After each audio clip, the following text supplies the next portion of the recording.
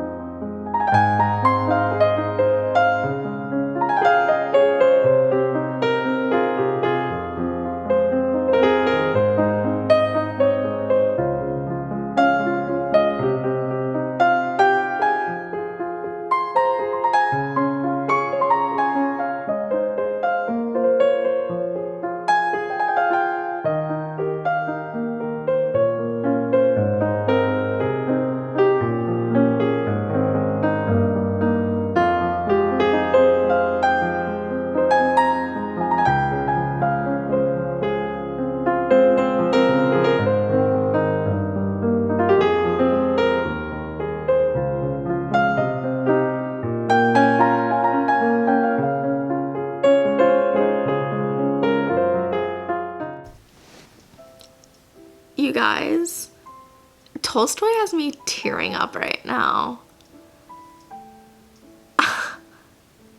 Oh my gosh, that was so heartbreaking. Oh my gosh, I need to read you guys this. Look at this page. Do you see that? I highlighted it. Highlighted it so much. Oh my gosh. That was, oh my gosh. Tolstoy didn't have to do that to us. I'm gonna read you this. On page 416. Life and death are what convince. What convinces is when one sees a being dear to one, bound up with one's own life, before whom one was to blame, and had hoped to make it right. Prince Andrei's voice trembled, and he turned away. And suddenly that being is seized with pain, suffers, and ceases to exist. Why? It cannot be that there is no answer. And I believe there is. That is what has convinced me. When you go hand in hand with someone, and all at once that person vanishes, there, into nowhere, and you yourself are left facing that abyss, and look in. And I have looked in. If there is a God in future life, there is truth and good, and man's highest happiness consists in striving to attain them. We must live, we must love, and we must believe that we live not only today on this scrap of earth, but have lived and shall live forever there, in the whole. I'm tearing up at this. Oh my gosh, that's not all. Prince Andrei stood, leaning on the railing of the raft, listening to Pierre, and he gazed with his eyes fixed on the red reflection of the sun gleaming on the blue waters. there was perfect stillness. Stepping off the raft, he looked up at the sky to which Pierre had pointed, and for the first time since Austerlitz saw that high, everlasting sky that he had seen while lying on that battlefield, and something that had long been slumbering, something that was best within him, suddenly awoke, joyful and youthful in his soul. It vanished as soon as he returned to the customary conditions of his life, but he knew that this feeling, which he did not know how to develop, existed within him. His meeting with Pierre formed an epoch in Prince Andrei's life, though outwardly he continued to live in the same old way. Inwardly, he began a new life. I am literally tearing up. Oh my gosh. Tolstoy. You didn't have to, but he did. There's like a singular tear that's trying to escape my eye. Oh my gosh.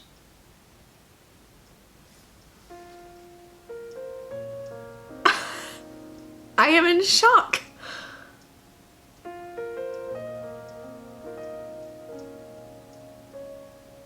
That was so beautiful. Oh my gosh. Wow. That's all I have to say. Wow. Oh my gosh. Like, do you see how much highlighting this has? It's insane. Oh my gosh. Oh my gosh.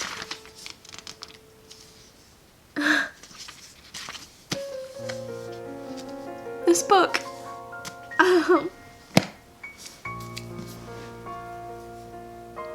Wow. This book.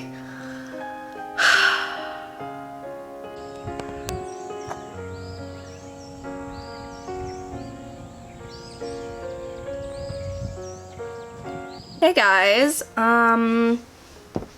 currently sitting on my floor because we're about to do some schoolwork that I need to get done, but I just wanted to give you guys a little bit of a reading update before I start my schoolwork. As for my War and Peace reading update, I'm on page 463, which is Book 2, Part 3, Chapter 7. So we are slowly chugging along. We have a tabbing update.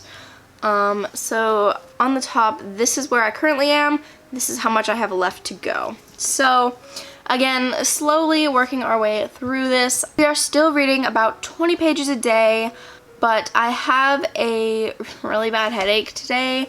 I think it's because the weather keeps changing. Like, it was just in the 30s, and now it's like, it feels like it's in the 70s, so it's just messing with my head. And this happens all the time. When the weather changes like so dramatically, I get a headache. It's really annoying. I think we're just going to work on some schoolwork today. I'm gonna try not to look at a screen too much today. Of course I can take like ibuprofen if I need to, but I really try not to. But I'm sure I'll be fine. I'll just push through it. It's like always like right here in my head. I do have a little mini book haul for you guys as well. So I ordered books through Pango Books, which is a place where you can buy and sell your books. I wanted to test it out before I actually started selling books through the app, because I just wanted to see like how it worked and everything. So I'm very happy with how my books arrived, because I have so many books that I want to sell. From one store, I got Northanger Abbey by Jane Austen. This is the Barnes & Noble Classics edition, and I'm very happy with how this arrived. I love the cover, but it arrived like new, which is very nice. So that is what it looks like. So the second shop I ordered from actually sent me a little card with my order, which is so sweet.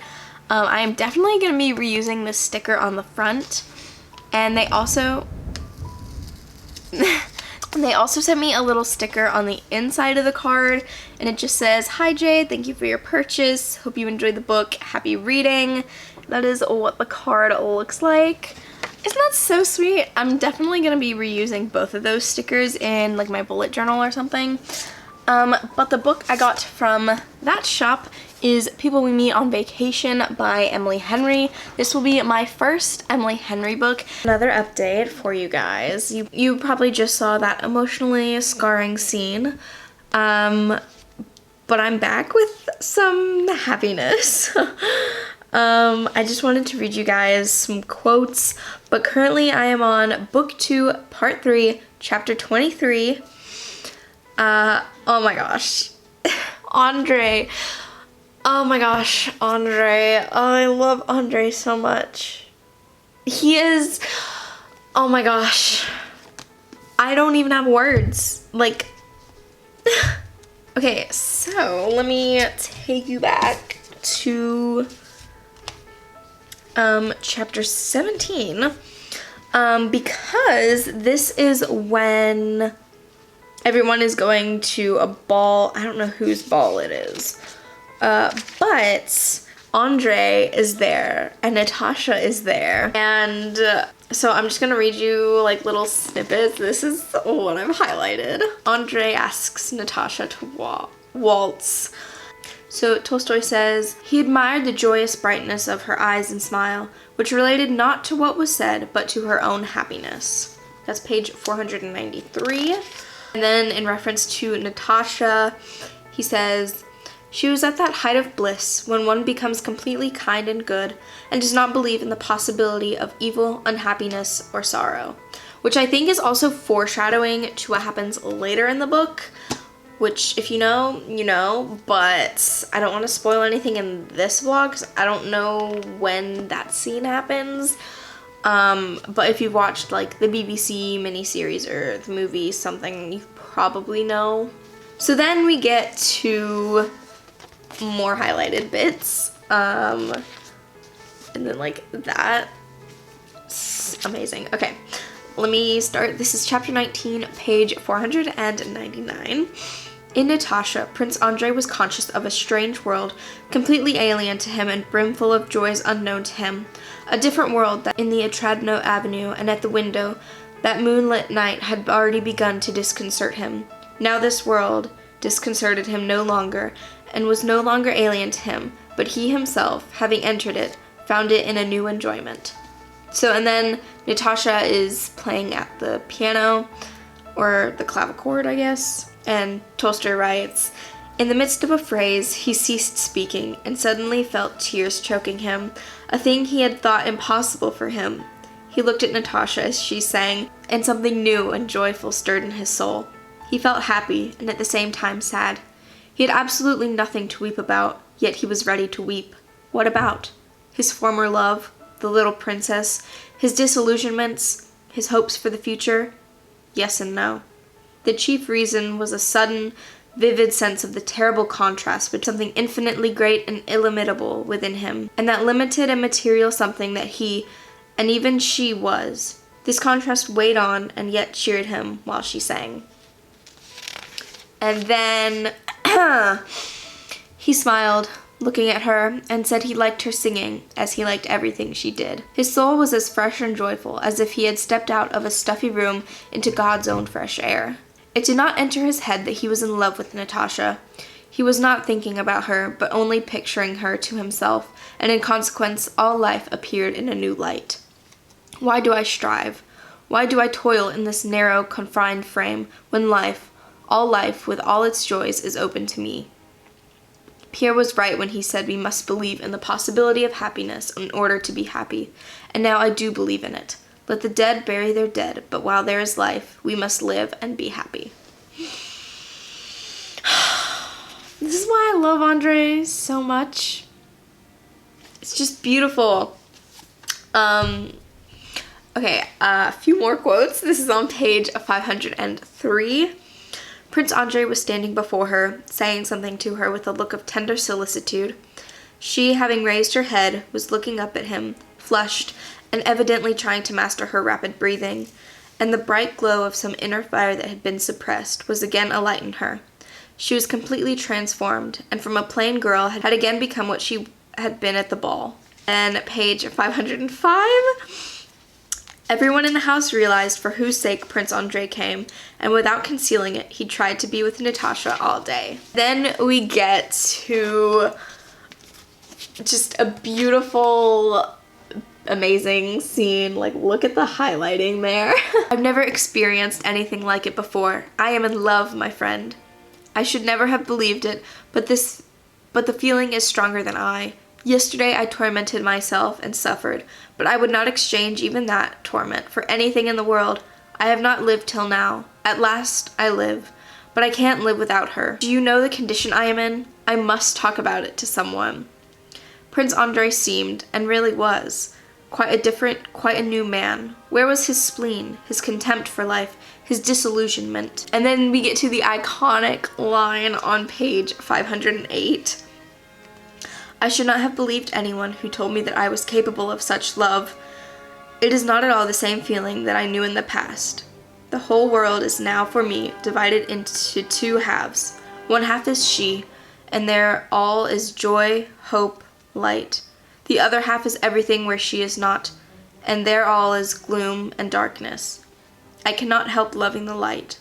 It is not my fault, and I am very happy. I just want Andrei to be happy, and now he's happy, and I love that for him.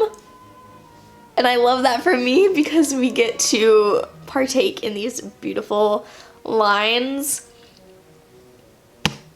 Tolstoy War and Peace is just hitting different. It's beautiful. It is a true masterpiece. There's no other way to describe it. Oh my gosh, it is just... I could cry from happiness. That is how much I love... Oh my gosh, I'm so happy that Andrei is happy. I just want him to be happy. Like, he has a way with words. What can I say? And just the character development from Andrei. Like, since the beginning, he was kind of this kind of pompous, aloof guy, and now he is like, he's in love and he's happy. Currently, we made it to part 5 of book 2. So yeah, because I listened to the audiobook while I was kind of doing some stuff yesterday. So I got a lot of reading done. We're gonna listen to the audiobook and we're gonna do a read. So should be fun. Look at how many highlighters and pens I'm using to annotate. It's definitely excessive, but it's fun for me. So yeah. I am back again with another update. I have reached book 3 of War and Peace. We just went through a whole roller coaster in the last few chapters of book 2 part 5, which I do want to talk about, and they are spoilery, so I will have timestamps linked down below.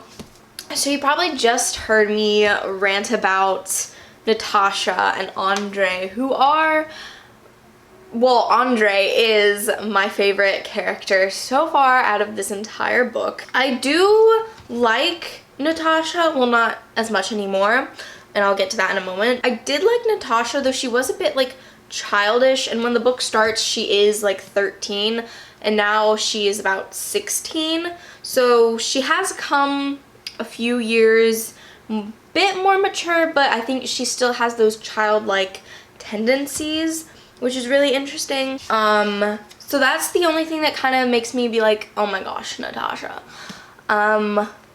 But Andrei is still a gem. He is amazing. I love his inner monologue. Like, it's so interesting and fun to read, and a lot of the quotes that I'm getting are from his monologue, which is awesome.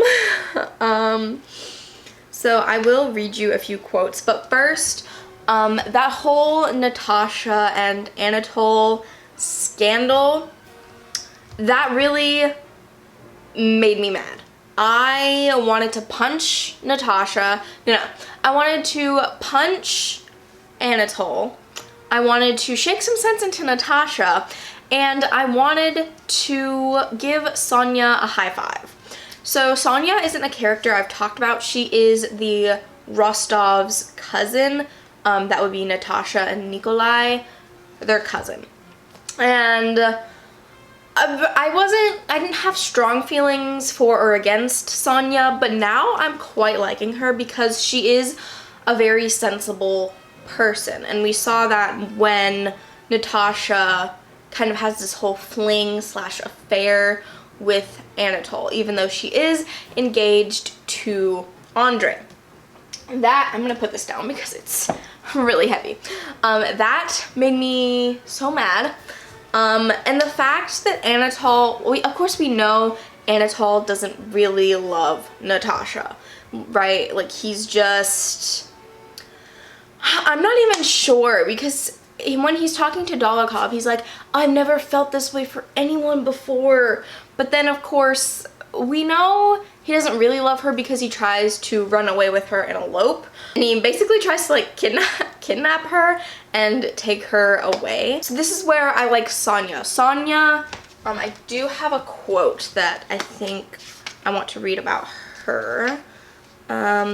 Because Sonia is talking to Natasha, and honestly, Natasha has been a bit manipulative in this whole dialogue, and that's like a side of Natasha I don't like, because Natasha says, if you basically tell someone about this whole affair, you are my enemy. You want me to be miserable. You want us to be separated. And then Sonia says, but what has happened between you? What has he said to you? Why doesn't he come to the house? And then she goes on to say, but why the secrecy? Why doesn't he come to the house? Why doesn't he openly ask for your hand? You know Prince Andre gave you complete freedom. If it is really so, but I don't believe it. Natasha, have you considered what these secret reasons can be? And of course we come to find out that Anatole is already married. So of course Anatole is also, it's like a double affair almost, because Natasha is engaged to Andre, though he did give her freedom, but she's still in an engagement, you know? And then, which honestly my heart breaks for Andre, because he found like the joy in life from Natasha, and that just broke my heart, because he was like trying to suppress his emotions of what he really was feeling.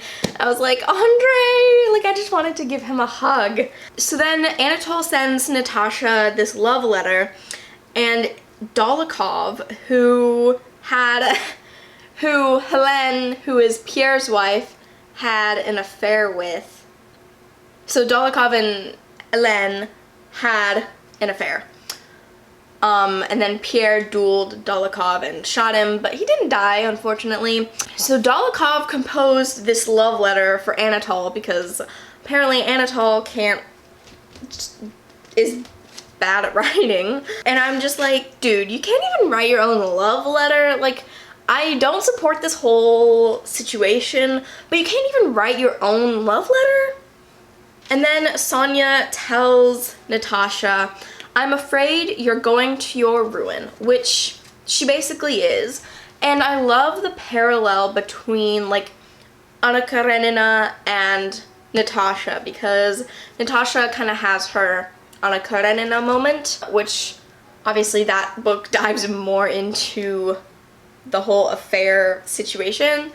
And then I wrote a whole sticky note, like a very long sticky note. And then on page 625, this was like the bottom of the page. It was just like the repetition that Tolstoy uses, so it keeps going more than once, more than once, more than once, which I just really liked with the writing style. So then we kind of learn that Pierre is kind of in love with Natasha, in a sense, because we have this quote, Pierre had been avoiding Natasha because it seemed to him that his feeling for her was stronger than a married man's should be for his friend's fiancée. yet some fate constantly threw them together. And a big theme in this book is fate, so I did start marking like when the characters feel like out of control. I personally didn't pick up on until Emma from her channel Emmy pointed it out, so that was just something that I wanted to start noting. And then we get this scene later in the book where he says, if I were not myself, but the handsomest, cleverest, and best man in the world, and were free, I would this moment ask on my knees for your hand and your love. And Pierre says that to Natasha, which is really interesting, because if you know the end, if you know how War and Peace ends, which this is a big spoiler. So if you're already not wanting to be spoiled so far, this is like a major spoiler. We know that Pierre and Natasha end up together. So this is kind of an interesting dynamic that they have going on. And of course Natasha, after this whole affair, is like really depressed. She's just like crying all the time. And Pierre comes in and he, again, I highlighted this whole page basically. He says, "Stop, stop, you have your whole life before you." All men seemed so pitiful, so poor in comparison with this feeling of tenderness and love he experienced, in comparison with that softened, grateful last look she had given him through her tears. And then once Pierre leaves the Rostovs' home, Tolstoy writes, "It was clear and frosty. Above the dirty lit streets, above the black roofs, stretched the dark, starry sky.